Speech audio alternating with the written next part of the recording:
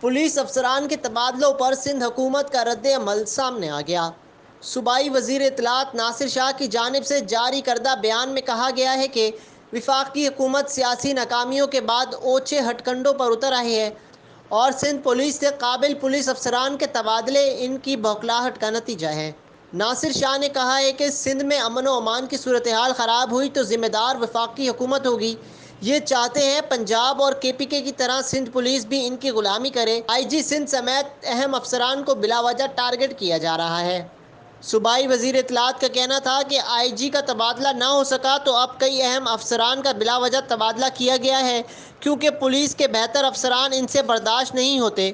صوبائی حکومت ان تمام پولیس افسران کے ساتھ کھڑی ہے۔ رپورٹ فرقان مرتضیٰ، وضاحت نیوز۔